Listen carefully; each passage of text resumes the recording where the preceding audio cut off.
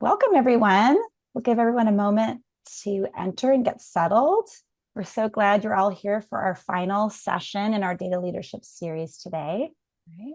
Excellent. Well, again, welcome to the Data Leadership Training Series. We are here today for session 4, Learning from Data Leaders. My name is Julie Webb, and I'm a program manager here at WestEd, and I'm very excited to welcome you to our final session of this year's series.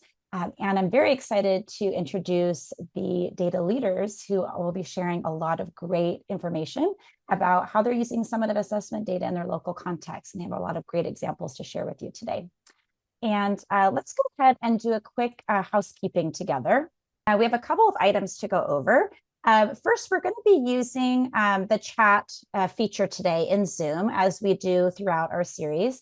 We'll be prompting you once in a while to use the chat to, offer a reflection or share a thought, or especially a lot of key takeaways today.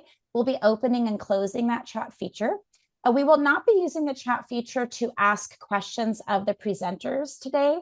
We actually have a different strategy for that. And if you've been on some data leadership sessions before, you know what that is. We're going to show you that in just a moment. In order to actually make sure that the chat is working for you, you should go to the bottom of your Zoom window and select the chat icon. It's circled on the screen. It looks like those two little speech bubbles. If you click on the chat icon, the chat window will then open, usually to the right side of the screen, or at least pop open somewhere on your screen. And then you'll be able to enter into the chat in that space. You want to make sure that the little blue button at the bottom says everyone, and that way your message goes to the full group and not just to the hosts and panelists. So we'll give everyone a moment to open up that little chat window because you'll be using that today. All right. And as we mentioned, we're going to be using a different strategy for questions today. We're going to be using a Padlet, and we're going to use it for a couple of reasons. Really, it's just a launch pad for us so we can make sure you can access resources today. There's some materials that we're sharing with you as well today. And also, again, a place for you to ask and we can answer questions. And a link to the Padlet is going to be dropped into the chat box for you in just a moment. And when that's available, oh, there it is. You can go ahead and click on the Padlet, and it'll open up elsewhere on your screen. And in just a moment, we'll actually be showing you how to use it. So let's actually go ahead and navigate to that Padlet screen. It'll take us just a moment. And there it is. We have up in the left-hand corner, we have the session 4 Learning from Data Leaders title. So you know you're in the right place. And the Padlet is organized into columns from left to right. And at the bottom of the screen is a little toolbar or a little scroll bar, and you can move that scroll bar and advance all the way through all of those columns. So there's several that kind of go off screen. So you're going to want to use that scroll bar to help you see all of the pieces today. The very first column has some meeting information for you. You can see their columns are labeled at the top, what each of them is all about. So there's some information in there about today's meeting, and you can download the slide deck from there if you haven't already. There's even a link to the survey as well that we're hoping you can take later today. In the second column, we have the webinar and technical support column. If you're having any Zoom issues or even an issue with the Padlet, or there's something that's not quite right on the technical side for you, please feel free to use that column to post things. And there are members of our team today will be operating in the background to answer questions and support you throughout the session. The other columns, are all labeled in the order that we're presenting in today for each of our data leaders. And they also have some contact information there and some of the examples that they're sharing today. You'll be able to download and access those. Okay. So if we return to that second column, I want to show you how to actually post a question if you have one.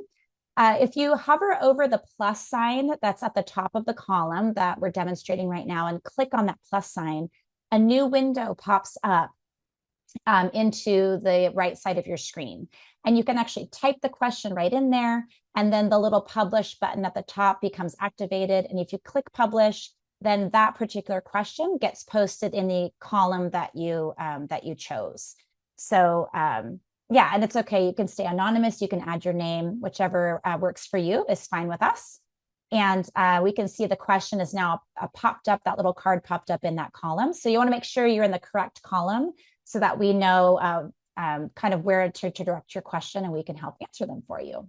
Okay, so we'll be using that Padlet throughout the session, and we'll drop the link to the Padlet many times during the session today, so you have access to that in case you need it.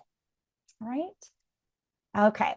And we're going to be navigating back to our screen here. And I want to share who our panelists are today. We're really excited. They're going to be coming off camera in a few minutes as they present their sections today. But we are really honored to have three really important data leaders here today from different LEAs across California. So our first speaker today is Rochelle Ball, Director of Curriculum Instruction from Buckeye Union School District in El Dorado Hills. So we're really excited to hear what she has to say, especially about Smarter Balance and the work they're doing there.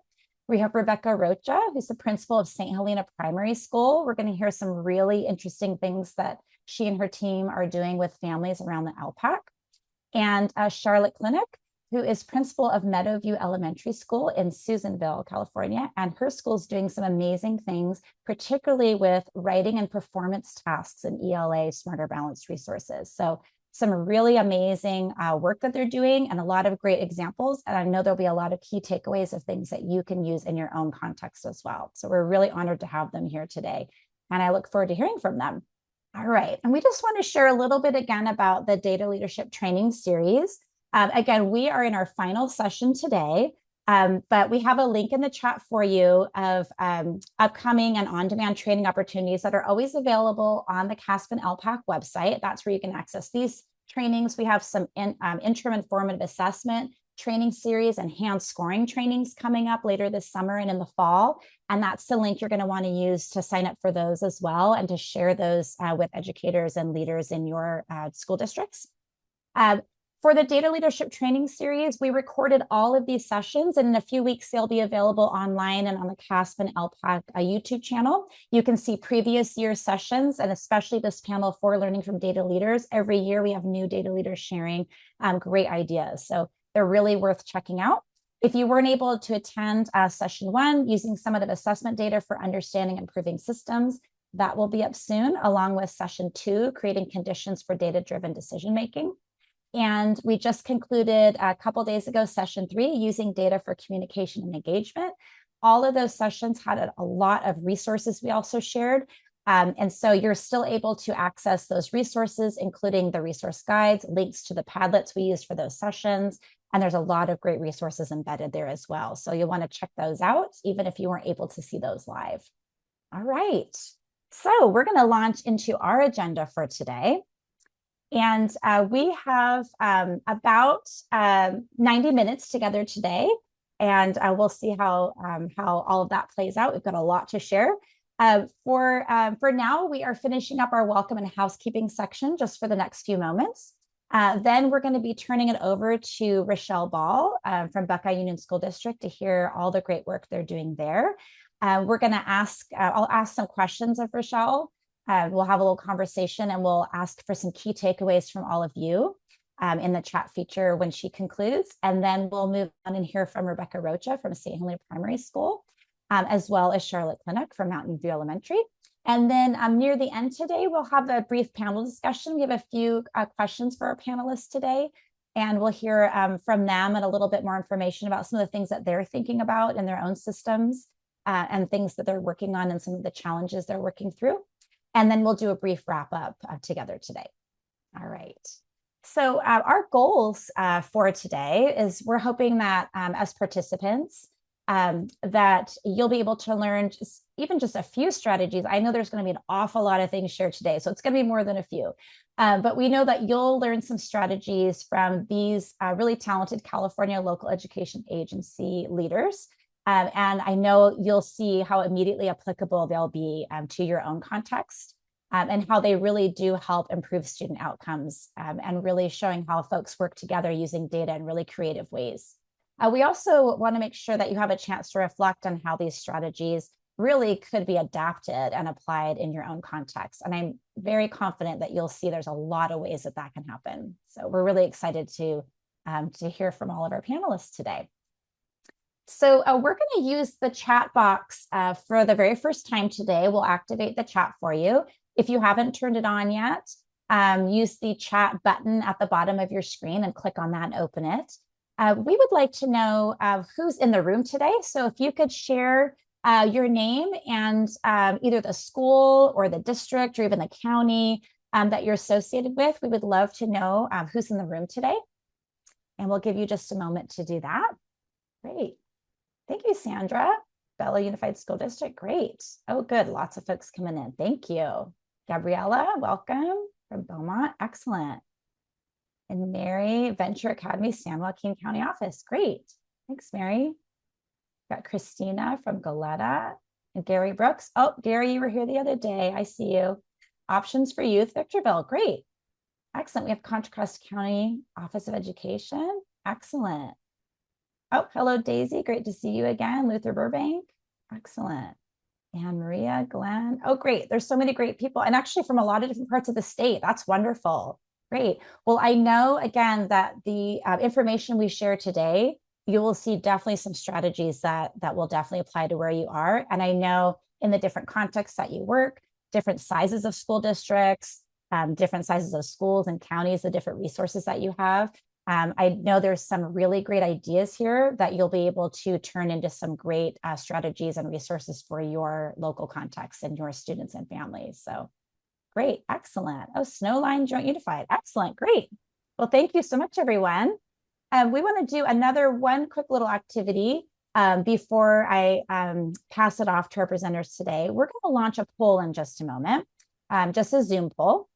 And what we'd like you to do is choose the role or even roles that best describe what you currently do. So our choices today are maybe you're a classroom teacher or something very closely associated with the classroom working directly with students. Maybe you're an instructional coach who supports teachers, or maybe a teacher on special assignment, or a similar role where maybe you have some responsibility for professional learning. And another option, lots of administrators, I'm sure, who are joining us today. Maybe you work at a school site or an LEA, local education agency. Maybe you're at a county office. Or we also have the other category, because I'm sure a lot of you probably could click multiple options. So you choose the one that's best for you. And we'll close that poll in just about maybe 10 more seconds. And we'll kind of see who's joining us today. We know a little bit about where you are, and now we'll learn a little bit more about what you do. All right. Thank you. Let's see what our poll has to say. Great, thank you. So we've got quite a few classroom teachers here today. That's great, welcome. And definitely some instructional coaches, TOSAs, other support folks, excellent. Not surprising, we have lots of administrators here today. This is definitely a series that has a lot of great information for schools, districts, even counties, like kind of very broadly. And we have one person other. So we'd love to know what your other is. Maybe later on you can tell us in the Padlet or in the chat. That's great. Thank you so much. All right. Well, I am very excited to introduce our first panelist today. I would like to welcome Rochelle Ball from Buckeye Union School District.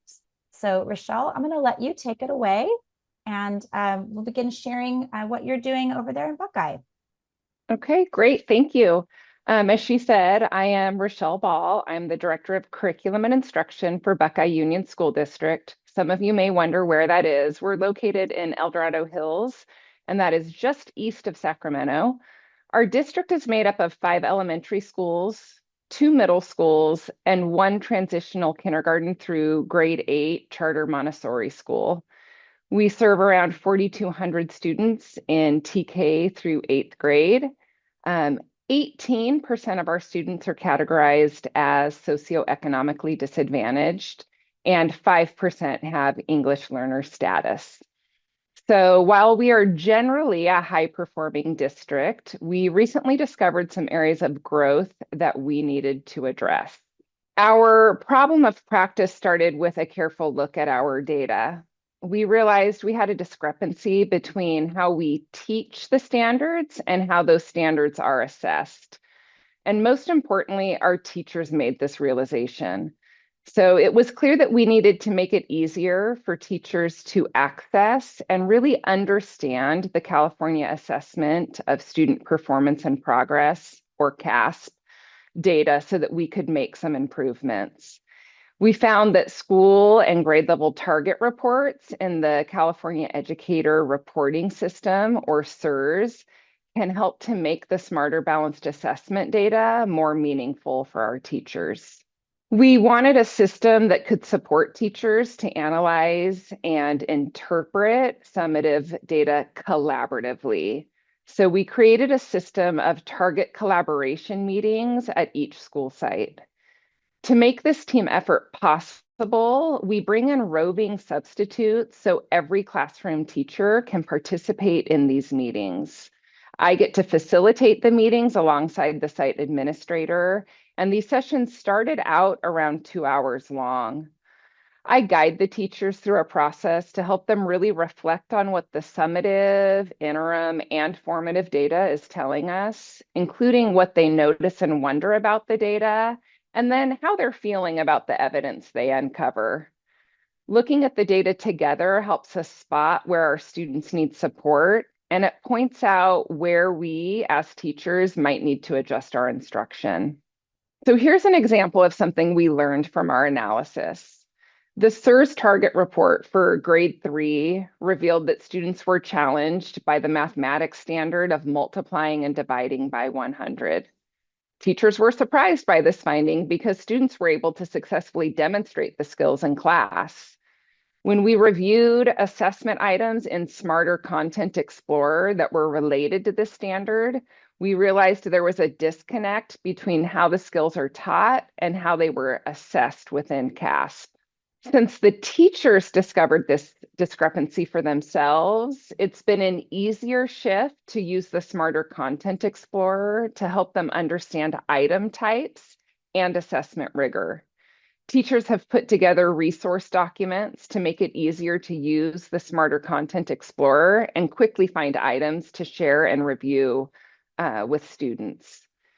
Teachers use assessment data to determine areas to focus on, and then they select items to review in class each week throughout the school year.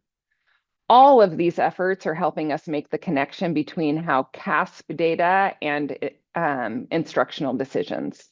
The work we've done around assessment literacy with teachers is really making a difference in how they use data to improve practice and their overall mindsets when they're analyzing data. We are moving into a space where we view CAASPP data as a tool for learning. Our target collaboration meetings are now more efficient. They used to take 2 hours, and now we can accomplish the same goals in just 1 hour. Teachers are stepping up and taking more ownership when it comes to reviewing data and figuring out the next steps for improving instruction and student learning. And we continue to focus on bringing in our resource and intervention teachers to work in partnership with classroom teachers so that all of our students can benefit. Thank you, Rochelle. Excellent. Well, I'm going to ask Rochelle a couple of follow-up questions that I thought about. But while we're doing that, we have a chance to open up the chat again and ask for you all to share some of the takeaways that you have based on some of the ideas that Rochelle has shared. I also want to point out on the Padlet in the Section 1 Buckeye Unified School District column, Rochelle has generously shared an example from 5th grade of what her teachers have put together. A document just has very specific links to specific items from the Smarter Content Explorer that she was talking about. Rochelle, could you share a little bit about how the teachers went about developing that? How long did that take? How did they use that document or those types of resources? Luckily, when we got to the point where we were using that or creating that document, we had spent some time going in and really navigating within the Smarter Content Explorer. So there was some familiarity there. We brought together our teacher leaders and they helped to really work through what they wanted the documents to look like so that they were usable for them. And then it was right, because they were in charge of creating it, they had that ownership then of being able to use it. And so I wouldn't say that that's the first place. That's not the place you start. But once teachers have gone in and really see the value of what's in there, then moving to creating a document like that really does give it purpose. Were there any particular kind of ahas that teachers had the first time they were using the Smarter Content Explorer? Any kind of learnings that you noticed right away? I mean, I think that the big ahas were the types of questions that were being asked. And so being able to see it in one bite-sized piece tied directly to the target that you were looking at. Years ago, we'd have to go through the interim assessment blocks and try to figure out which target it was directly tied to, where the Smarter Content Explorer allowed us to drill down so quickly and became such a time saver for teachers that that was huge. And so that then it wasn't sort of that guessing game. They were able to go to a target and see it directly linked. What will my students see when they're in taking the assessment? Gotcha. All right. Now, in these target collaboration meetings, and you mentioned, things have improved over time. You've even gotten more efficient. You accomplished the same amount in half the time. That's really impressive. When you first started these, what were some of the types of supports that teachers really needed from you or the site administrator, or even from each other, to really get started having these conversations? I think the first thing is you have to understand what a target is, right? How are those put together? In our day-to-day work that we do, we really talk at the standard level. And so it was building that understanding of standards are put together to develop a target. And so we had to spend some time there to understand how those things were linked. And then, it was beginning to understand, how does what I do in the classroom link and connect to how the students are assessed? And so early on, a lot of the work were the ahas of, we teach it this way, we assess it this way in our classrooms, but then the state assessment happens. And how do we bring those things together for kids so that the obstacle is not the question, right? They have the knowledge. How do we remove those obstacles for the students? Right. Did teachers find that they had to make adjustments also to their actual curriculum, or were they finding there was some alignment there? I think curriculum has gotten better over the years, and so that has definitely helped. I think more was stepping back. We want so much to hold the hands of our students when they're engaging with difficult item types. And it really was having to put that back on the kids and build their confidence. Like, what you need to know to answer this question, and giving them the opportunity to attempt and then do error analysis. I think those are some of the big things. And because the Content Explorer, it's that one question, you can use it in such small chunks and really then leverage error analysis, which is an important part of the learning for the students. Yeah, that's great. Yeah, it really sounds like a very manageable size for everyone, right? Just to get a little bit deeper, a little bit more knowledge. Great. Now, one more question for you. I love that you mentioned in these target collaboration meetings that you really let teachers air how they were feeling about this data. Because like you said, there was a discrepancy they discovered for themselves. And a lot of times we don't always think about like how those surprises, whether they're pleasant surprises or whether they're surprises that maybe were not, what we were expecting, maybe that leads to frustration or confusion or other feelings. I think that's really interesting that you made space for that. I'm curious if you can describe that a little bit, or how that went, and maybe why you kind of left space for those conversations. Well, I think if you're not careful and you don't have the right climate or culture, that it can feel like data can be used as a hammer rather than a flashlight, right? And we want it to really help to enlighten us. Everybody that shows up wants the best for their students. They want the best outcomes. And sometimes when you see those discrepancies, having an emotional response is natural, right? And so allowing that time and not invalidating that, but validating that we expect to have those feelings. And now let's go to, if we see this as a problem, what are the steps that we can take to ensure that, our learning outcomes continue to improve. But you have to give time for that. Otherwise, it feels like you're shutting it down and you're not going to get the work done that you want to get done. Right. Very wise. Yeah. The data is there, but it's the people who have to make sense of that data, right? So supporting them. Yeah, that makes a lot of sense. Well, Rochelle, let's see what folks, if anybody had anything in the comments. It looks like there's an access problem with the 5th grade document. So we'll see if we can take care of that for folks. Well, thank you, Rochelle. That was really, really very interesting. I know folks are going to be very interested to see how teachers organize those documents. And I think it's great that the teachers did it themselves. And I know when folks take a look, it's very simple and straightforward, which probably really lends itself to very easy use, right? For teachers, pull it up right away and use it right away with kids. So I think folks will see how simple it is to do, and it's something they can definitely do with their teachers in their own school districts. So thank you so much. Thank you. Thanks. All right. Well, I'm very pleased to introduce our next speaker. And we are going to hear now from Rebecca Rocha, who is the principal of St. Helena Primary School.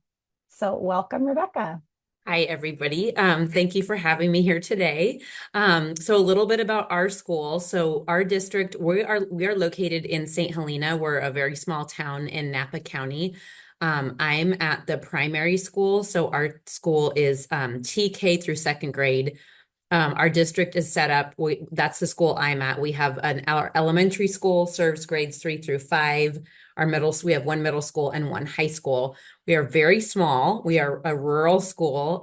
We have around 1,100 students total in our whole district. At the primary school, we have this year we had 228 students. 30% of our students are socioeconomically disadvantaged, and about 16% of our students are English learners. So we support our families of our English learner students. One of the things that we started doing several years ago, because we are so small, and we want to make sure that we have a good turnout when we do our English Learner Advisory Committee, our ELAC meetings. We decided to host those as a district because a lot of our families have students at multiple schools. If they have more than one child, most likely their kids are in different schools. So we found with the other administrators that we got a much better turnout when we did our ELAC meetings combined as a district. Our district also holds DLAC meetings, and they have a pretty consistent group that attends.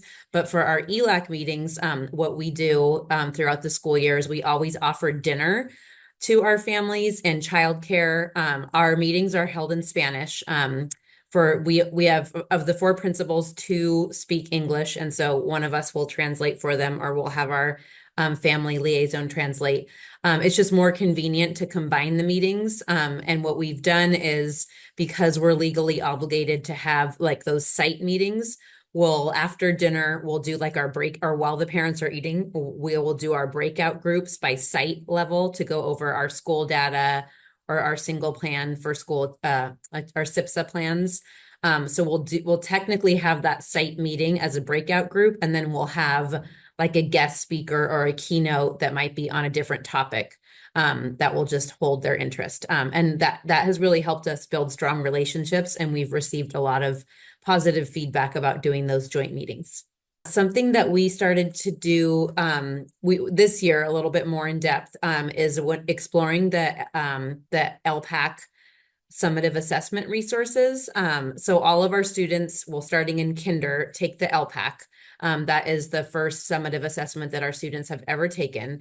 And we spend time reviewing that data with families. It's a little bit hard because we only have them really, if you're looking at their score sheets, for 2 years, because by the time they've received their second grade scores, they're no longer at our school. And they don't test in TK, but we will at our parent teacher conferences review the previous year's data, and hopefully over 2 years we'll be able to see what improvements have been made. But as a whole, with our families, we spend time identifying the purpose of the assessments. We share their score reports, even though they've already got them in the mail. And then we help interpret those results and track student growth over time. And that we are doing during parent-teacher conference time. Another thing that we did this year, and we will continue to do it because we had really positive feedback, is at one of our ELAC meetings, I showed them sample items of the ELPAC that I was able to get from the CDE website, and I administered it to them as if they were a student taking the test. I believe this was a first grade assessment, but that way they can see the rigor of the standards and the assessment and what is required of their child. And I was able to do all parts of the test with them. So one of our goals is to always improve family engagement. So our families, the feedback that we got is that they felt very strongly that all families of English learner students should have access to the data and the resources from us, not just feeling like, oh, you received it in the mail, you got the data. They really want us to go over it with them. And we share the same goal of increasing family engagement, and we really value in-person opportunities to make meaning of student assessment data. Because for many of our parents, just to get the scores in the mail they really are confused and they don't know, has their student done well? Could their student do better? When should they start feeling worried about lack of progress? Or, how can they be validated by their student score? And so some other feedback that we got this year was that that families gave me was that in our community, we have the unique situation where we have a nonprofit that's called Preschool for All that provides preschool scholarships to low-income students. We no longer have a state-funded or a Head Start preschool in our community. Those are farther away. So many of our low income and all of our English learner families, if they take advantage of preschool, are getting a scholarship from this nonprofit. Part of the requirement of receiving the scholarship is to attend parent education meetings. And so the feedback that we got from our ELAC parents was we should do our ELAC meetings with the Preschool for All families. So I've been working with the director. So on the months that we have an ELAC, he will invite his parents and that will be their mandatory meeting. And so what we're going to do this year is we're going to start talking about ELPAC with our preschool parents as well, because we know that those students will feed into our school as well. So that will help us increase family engagement as well. So I think I already spoke about this. These are the students that will be matriculating into our school. And we wanted to plant the seed about things like ELPAC even before they get here. In the last 2 years, we've been doing other informational parent education meetings with them, and it's helped increase our attendance. But the feedback that we got this year was to really focus on ELPAC next year and include the Preschool for All families, so that when their students get here in TK and kindergarten, they will already have that information about the ELPAC and what does it mean to be an English learner? What does it mean to be reclassified? When would an appropriate time to be reclassified be? When should we be worried that our child could potentially become a long-term English learner? So we want to start onboarding these families earlier in a supportive, educative environment that will help set them and their families and students up for success. So our next steps, which I already spoke a little bit about too, our parents are very vocal. They're small, but they're mighty. They've been attending CAASPP every year, and they've been going to a lot of parent workshops. And some other feedback that they gave me is because we have so many parents come to back to school night, like that's our biggest, our largest attended event. I already do an ELAC meeting as back to school night, embedded into that. But they let me know, like, please talk about ELPAC at back to school night because so many parents are there for that.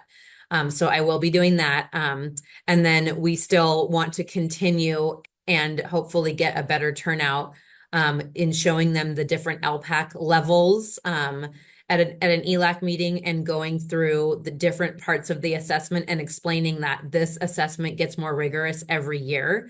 We also want to provide a little bit of professional learning for our teachers about the listening component of the ELPAC academic conversation component. Some of the feedback that we got from our teachers do administer parts of the ELPAC, our classroom teachers, but not all parts because it's just too hard for the one-on-one part. Our English learner coordinator has shared with the staff that particular component of the listening to and then responding to an academic conversation is very overwhelming for students. And even students who have what we consider to be just an adequate level of English as a second language. English development really struggle with that piece, and we've even had some students break down and start crying because they're so stressed during that part of the test. So that just told us that we need to give a little bit more information to our classroom teachers so that during ELD, they can embed those kinds of exercises and lessons into their English language development class. And then another need that our parents, teachers brought up was that we really want to align our math tasks and skills with English language arts and literacy, with our English language development and English language development themes, and basically provide more sentence frames, language structures in those different subject areas to promote more language development across subject areas. Great. Thank you so much, Rebecca. So we're going to open the chat if anyone wants to share some key takeaways or thoughts, or even a question to pose to Rebecca. But I know I have a few that I'd like to ask. I'm curious. You mentioned that you actually have parents attempt part of or I guess all sections of the ELPAC to get their reactions and understand the rigor of the assessment. I'm curious about what parent reactions have been to actually that experience and what they've learned.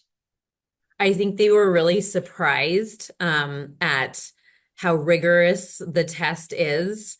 And the other piece that I tried to explain to them was, also I think the example that I showed was perhaps a speaking, where it says like, describe what's happening in this picture.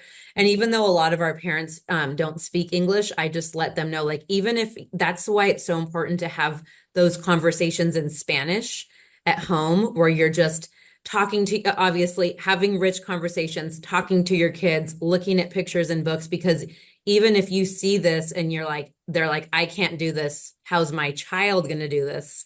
I said, anything that you do with them in Spanish will transfer. So I just tried to just reiterate the importance of trying to maintain and develop their first language, because that will help them with their English language development. But yeah, they were surprised at what was being asked of their kids. Right. I think sometimes we forget, we didn't have this test when we were kids, right? Like, we all know what it feels like to be a student, but we didn't take tests like this as children. Like, things have changed a lot since we were kids. And so I think that's definitely true for the parents. And this is oftentimes their first child entering the school system. As you said, you're the very first stop in the school district. And so there's a lot for parents to learn, right, for the first time. I want to point out on the Padlet that Rebecca has shared these great resources that her teachers use with students. For those of you who attended session 3 of the Data Leadership Series, you may recall Rebecca was in a video example where students went to the local supermarket and got to do a scavenger hunt activity. And it's very much aligned to what she was mentioning around, looking at pictures and interacting, with their environment in multiple languages, so students can practice, key language skills. And her team has designed these scavenger hunt activities around math, particularly that align with the ELPAC for TK all the way through second grade. And so that's another great example of how the school is just trying to help make these things more accessible for folks and just get an understanding of how this actually connects to everyday learning that students are doing even beyond the actual assessment experience. So those are available for folks on the Padlet as well. And Rebecca, I'm curious about, you mentioned, I think something really important. As a parent, I get score reports, of my students in school. And I sometimes wonder how other parents react to those reports, because I have the advantage of knowing a little bit more about them than maybe the average parent.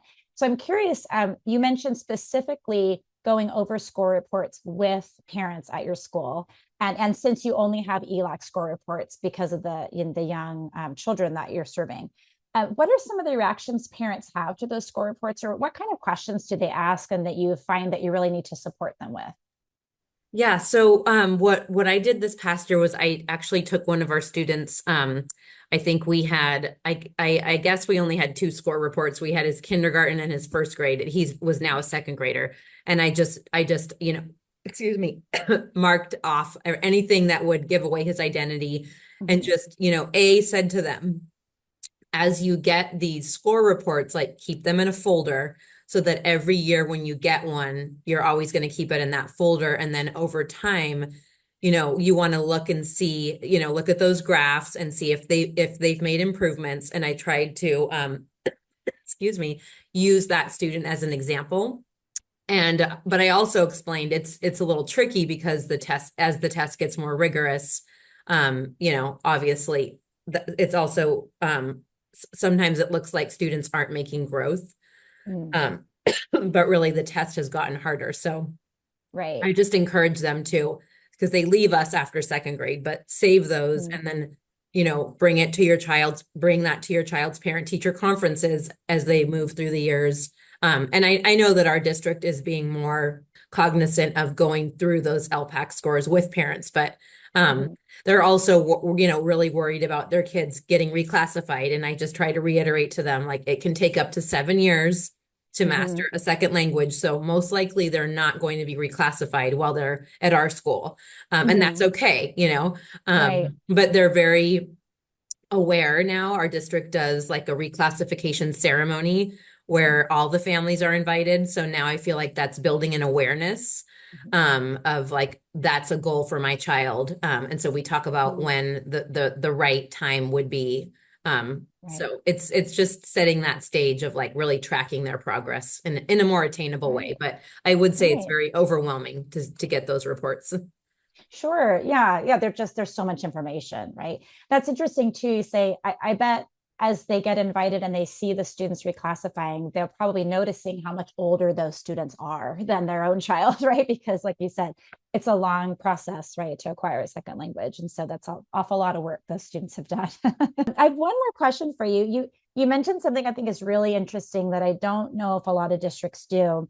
You mentioned that even some of your parents, the district supports them to attend conferences such as CAASPP, which maybe isn't, an opportunity a lot of parents have, especially, in their own context or even to do on their own. They wouldn't even be aware, right, of that resource.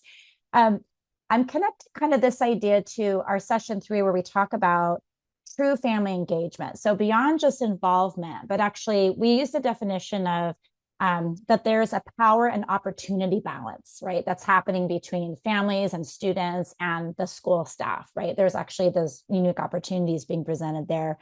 What are some other ways that you all are really kind of balancing that power and that responsibility and those opportunities with families? Because that's a really kind of a unique one that I don't think a lot of folks think to do, but it really sounds like parents are very vocal and they have, you take their feedback very seriously and they can see the feedback, being taken and the changes that you all make. Can you, maybe if there are any other examples of ways that either you're doing that at your school or, maybe across the district that that's having an impact?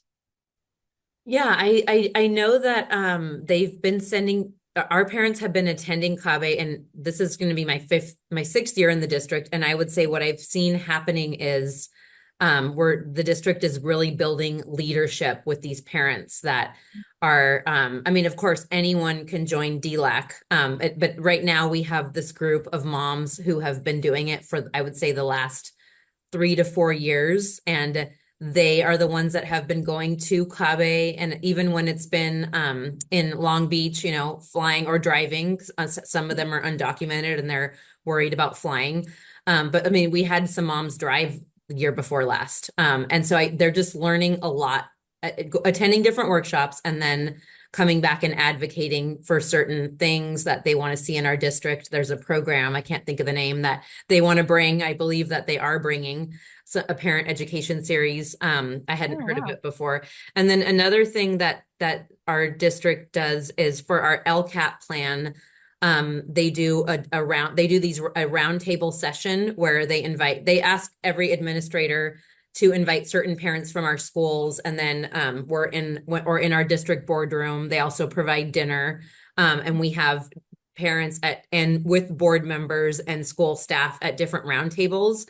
And our Spanish speaking families, for purposes of translation, were at one table, and I would say a lot of feedback came from that as well, where we actually also had a newcomer student that shared her experience. That was the parents were really surprised to hear about the experience of a high school newcomer student, because their kids are younger. They are not experiencing what these newcomer kids coming in high school are experiencing. So what was interesting there was that in listening to this young woman's story about, unfortunately, her experience hasn't been super positive here.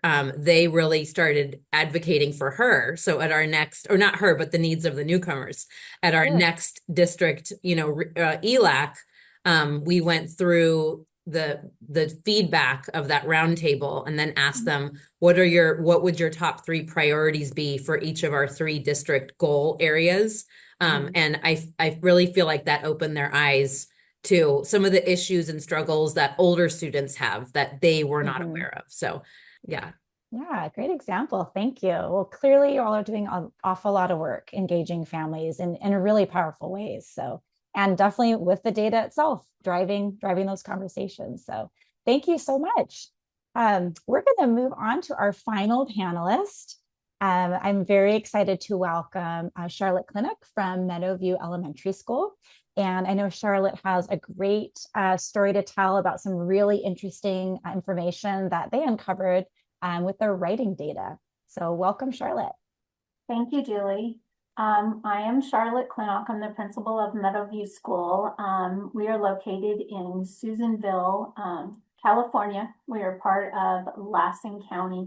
We're a very rural community. Our district is made up of one primary school that's TK through grades 2, Meadowview, which is an elementary school where grades 3 through 5, and then a middle school that is grades 6 through 8, approximately around 1,000 students, although we have been experiencing declining enrollment. We right now are around 68% of our students are socially economically disadvantaged, and about 4% are English learners. At our school, and probably like most of your schools, we regularly engage with data to inform our decisions. But a couple of years ago, we made an important discovery as we were working with WestEd and digging into our data. And that is how writing is reported separately with the CAASPP data, and what that data could teach us about our students and their writing. We took that data and we have made some improvements to our teaching and our learning around writing.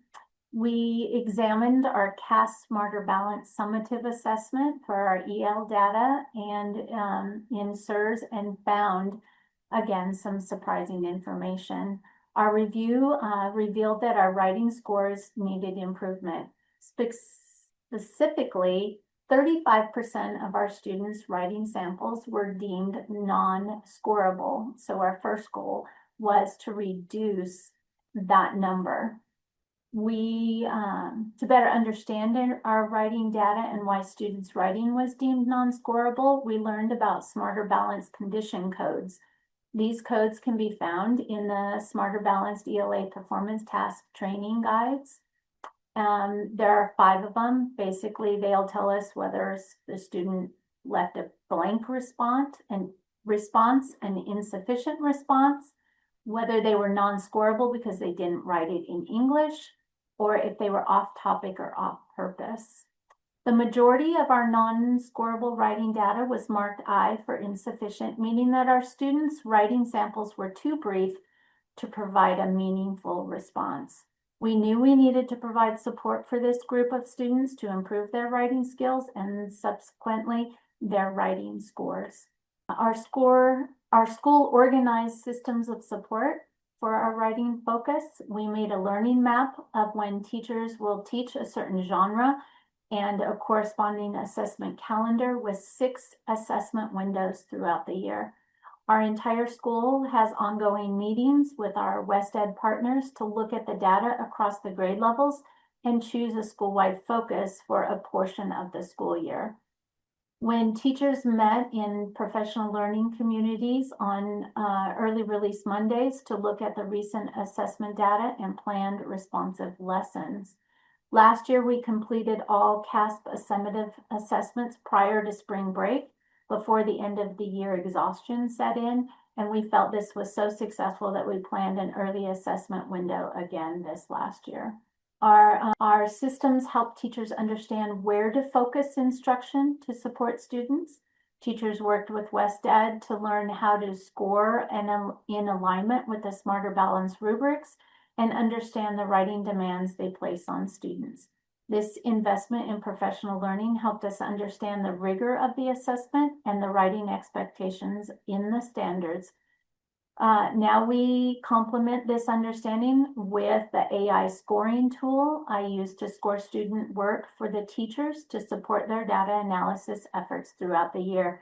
This is something that needs to be quick, so that feedback is provided to the teachers, the students, and the families in a very timely manner.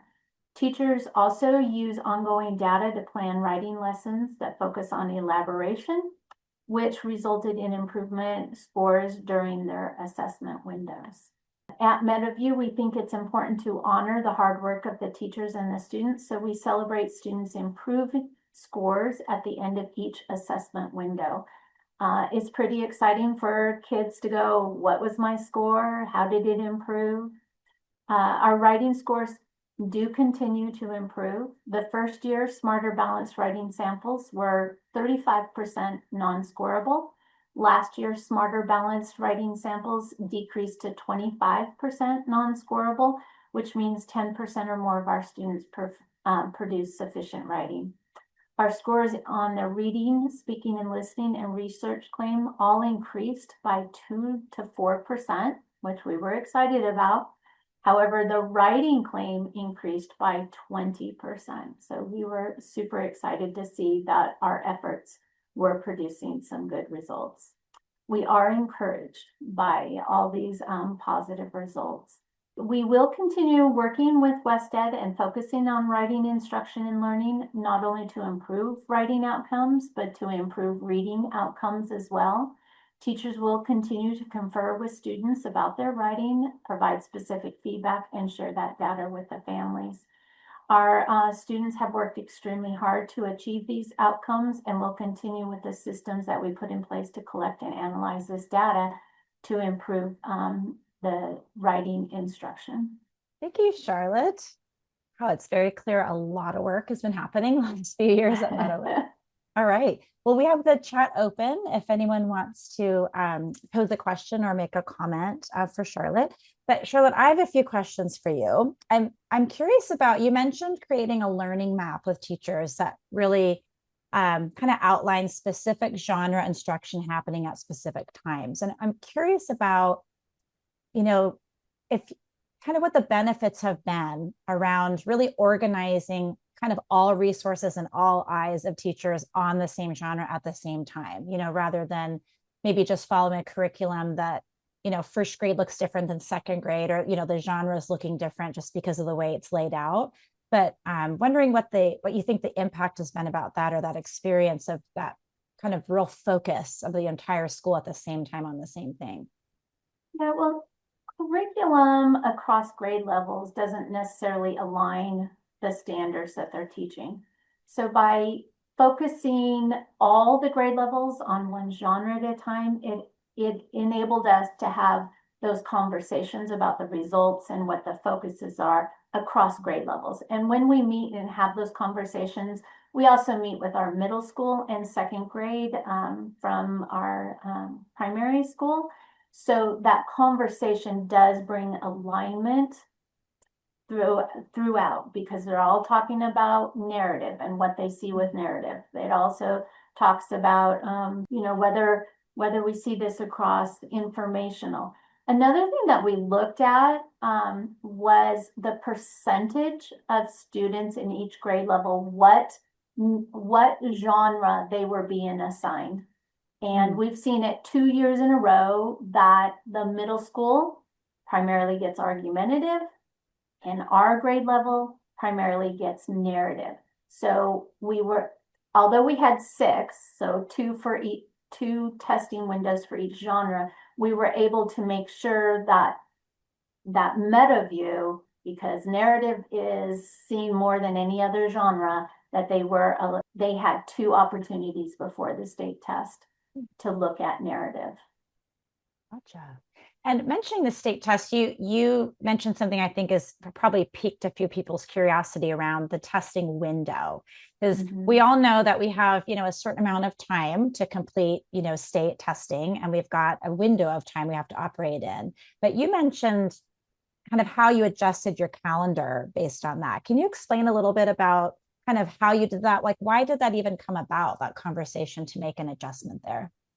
To change our window, not to the very traditional end of the year. Right, just moving it up, even before spring break, much earlier than maybe some other schools would traditionally be hosting their testing. Well, I have worked for a larger district that, because they had so many schools and a limit of technology, that they had to start testing in February just so that they could use that entire window. And I did learn through a training that, the CAASPP is adaptive. If you have an earlier window, it does adjust for it. So we really wanted the kids, it's not just the window earlier, but we test writing first. And we give them a break between the writing, testing the writing, and then jumping into the summative. So we really put an important focus and be understanding that window, and that you don't have to do it all in 1 week, at the end of the school year, gave us flexibility. And I think it reduced the fatigue on students for the testing also. Sure. And to kind of loop in that is, if you also are doing all that ELPAC testing, you want to spread this out. You don't want to have the fatigue in the testing. Right. Yeah, that makes a lot of sense. I think all of us, when you've done high school and college, and what testing fatigue can feel like. So that makes a lot of sense. It would certainly be true for students too, young students. Since you mentioned several times the staff really working on really responding to student needs and changing instruction, right? Based on, what the data is telling them, and based on these conversations that they're having with colleagues. When you walk around, through classrooms in your school, what are some of the changes that you've seen in instruction, or even changes you've seen in students while they're working on writing? Well, I think this was kind of the most difficult piece for the teachers, is looking at writing and your assessment and saying, my focus, the students' focus is good. The students' writing to the task is good, but their elaboration is poor. And then pulling lessons that just support that need that we saw. It wasn't following a curriculum and teach this, then this, then this. And I think that was difficult. But they spent a lot of time in their PLCs, like, how can we do this? How can we support this? The other piece that I see as I'm walking through is the conferencing with students about their writing, and taking the assessment data. And it's interesting to note here too, or I would say important to note, that we realigned our report card to reflect.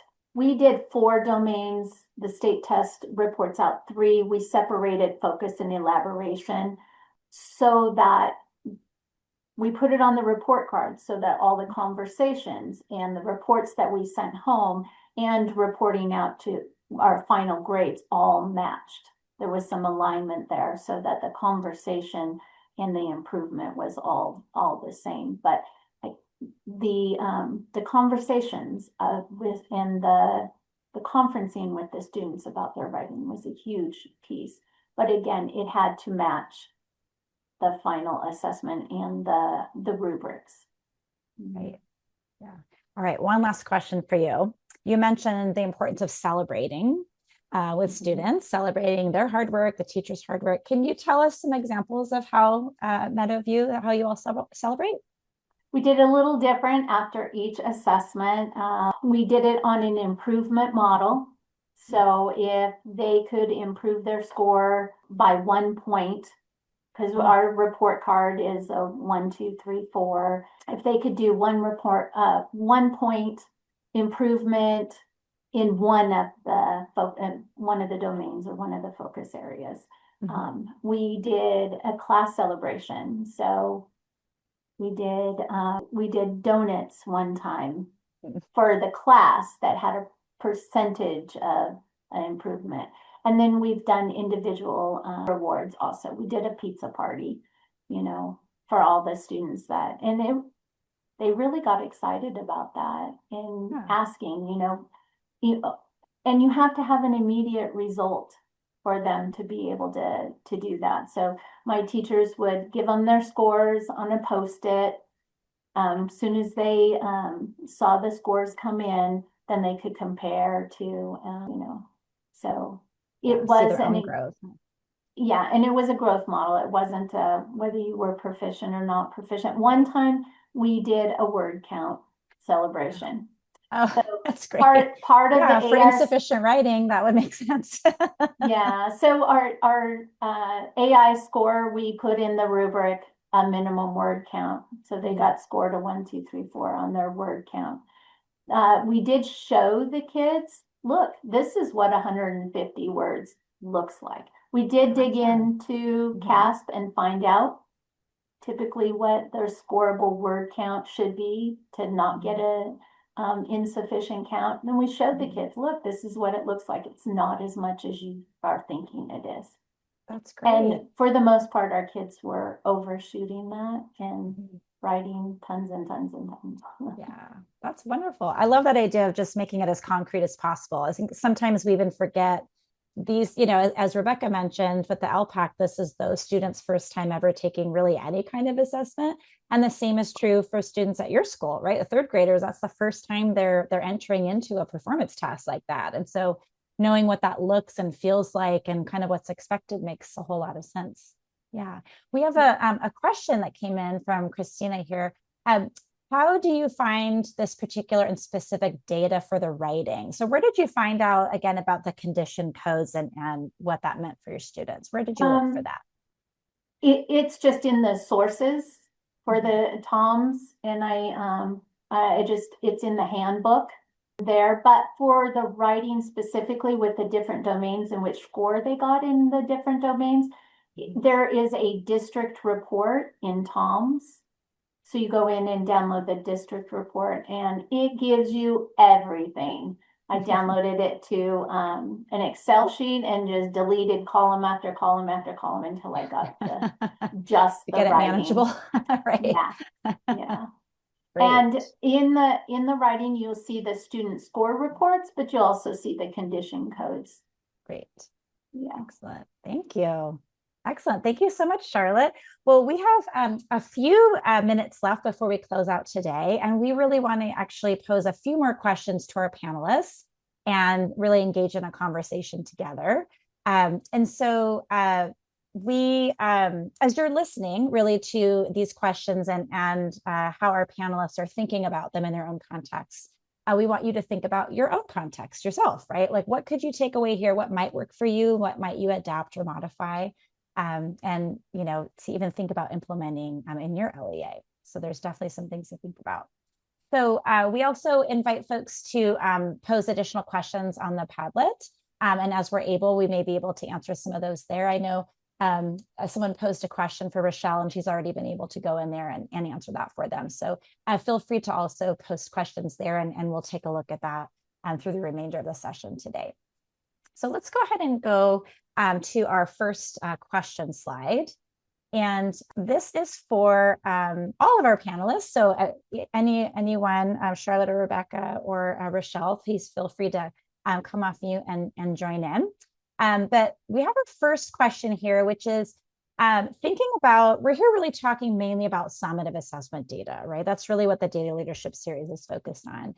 And I'm interested to know, how does really gaining clarity around summative assessment expectations, I know we've mentioned that a little bit today, how does that clarity around those expectations really influence how data gets interpreted and used? I know, Rebecca, you actually mentioned that a little bit, even with some of the parents, helping them understand what those assessment expectations look like. how do those types of things influence the interest holders you're working with and those educational partners and how they interpret and use that data? If I could jump in on that, Yeah, thanks. I think you really have to look at the assessment and what it's asking kids to really do. And here's an example that is difficult, is when you're talking about narrative writing, everyone's immediate thought is they're going to write an imaginative story.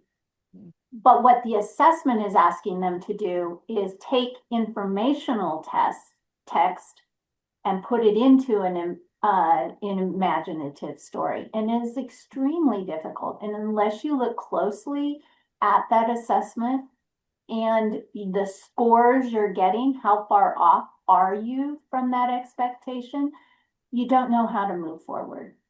Yeah, I can think a lot of our curriculum doesn't necessarily ask students to do that specific thing within a narrative, right? It just doesn't show up maybe as often as it should, right? So really understand that. And any of the existing writing programs out there, we've looked at a lot of them. They don't have that specific piece. And unless you were looking at the CAASPP and the items and the assessment, you would not know that. Yeah, that's a good point.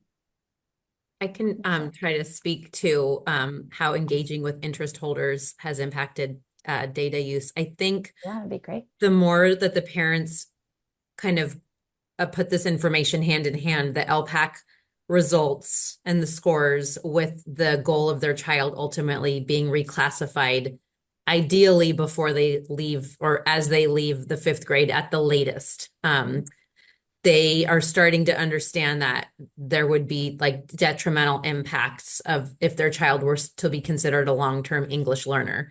So it has really built an awareness around the importance of being reclassified. And so making sure that they understand that data so that they can advocate for their students and really ask those important questions, like when it's parent-teacher conference time, and just knowing that over time, that information is really important for them to understand. Right. Yeah, I think sometimes we forget, again, we were all students once, but we weren't all necessarily students. Well, none of us were students in this modern educational system, right? Like we're all old enough that it's changed quite a bit over the years. But for many of our parents, especially if you're coming, you're new to California, you're coming from another state possibly, or coming from another country, it could be an entirely new school system that you're navigating, right? And what does reclassification even mean? That might be the first time I've ever heard of that concept before. How does that even affect my child, right? So that's an awful lot of support over the years that folks are going to need to really understand how to navigate that. And as you said, actually advocate. Yeah, that makes a lot of sense. Rochelle, do you have any thoughts before we go to our next set of questions? Well, if I was to jump back to the first one about the summative assessment expectations, I think, very similar to, our students, we want to give them a learning target. That same thing applies to our teachers and them being very clear on what is it that the students are being asked to do and how do I set them up for that? And so I think once you understand that, it's easier to not throw away the data. I think many people in here know that it can be an easy thing to do to look at that state data and just say, well, it's not measuring what we're teaching the kids, because that's sort of the emotional response that we can have sometimes. But once you understand they are standards aligned, may they be worded differently? Yes. Might they look different than what the students are seeing in textbooks? Yes.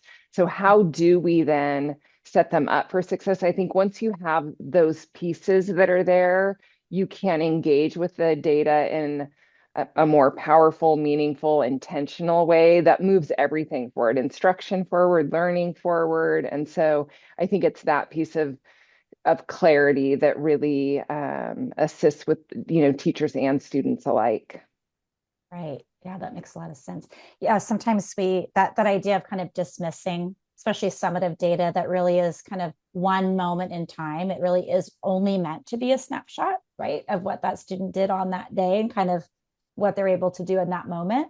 But it's an important snapshot, right? It's something we definitely need. And especially, I'm sure as administrators, that's information you also need to think about where to invest your professional learning time, where to invest in programs and curriculum and other support students need. And so we spend a lot of time administering those assessments, and we need that data right, to make sense and make some good decisions. So let's take a look at the next couple questions we have before we wrap up today. So our second set of questions, and you can feel free to answer either or both as we go. We're thinking really about assessment systems. So thinking about, within your school, within your district, we have a lot of other assessments, right, that we use we administer to kids. We use that data to make different types of decisions in the classroom all the way up, to the school district and even in the county. And so thinking about kind of all the assessments that we have and how they work together, what are some things about your assessment system that you hope that you can improve upon? And maybe what are some data and assessment maybe challenges that have kind of appeared locally for you that you're thinking about addressing or even wondering how to address? I'll start first on this. So I think when we talk about assessment system and areas that we hope to improve, we do have a lot of data that's at our fingertips. It's giving time to line all of those data pieces up. Things have gotten much easier as far as reports that we can pull from CAASPP and TOMS and SIRS and those sorts of things. And then putting those next to, once we get that information, those students are no longer with the teacher that they had the year before. They're with a new teacher, right? And so we have many assessments we do at the beginning of the year, and taking those pieces to try to better understand the needs of our students. I think that that's an area that we continue to hope to improve so that we're really able to take action sooner rather than, waiting to really understand what our students need. Ways that we're trying to address those is really looking at how do we take those data pieces and dive in with small actionable pieces. So in our district right now, we're looking at some improvement science sort of models on, we can't do all of the things all of the time. So let's look at small pieces where we can get quick data points, that are aligned to the instruction, but that we've started with our bigger summative, pieces that lead us to that. So that's really sort of where we are now in trying to align all of those things so that the data has meaning across all the different contexts. Very smart. Thank you. I think one thing that really, two things that really need more improvement or to really continue to look at. And one is the actual assessment that we're pulling. They're referred to as bioidentical assessments or performance tasks. And after we've given one, looking at it and saying, how well did it meet the mark, the task itself, the performance, the informational text that the kids were given to look at. Some of them were written really well and some of them not so well. So continuing to look at the tasks that we're giving the kids. And the other is, this AI grading system is new. And I think there is a huge amount of room for improvement there. And I would personally like to see, who is the state using? What AI? Because we know they're using AI to score all these writing samples. So what are they using? What is your specific matrix that we could align with and get it, a better alignment with that assessment and the data that it produces? That's a good point, because the AI tools that we use are being trained, right, to look for certain things and align to, like we said, the rubrics and things. And I just want to point out too, for those of you who, I know different districts are exploring different AI tools right now for all sorts of different reasons. And just want to make sure that whatever tool you're using, that it's following all the FERPA laws and making sure that it's a secure place to enter the student data. We're not just going online and using free tools just because we have to make sure we're keeping those kids' scores secure and that information secure, which I know, Charlotte, that you do. But yes, there's a lot of uncharted territory there, right? And there's a lot for us to think about.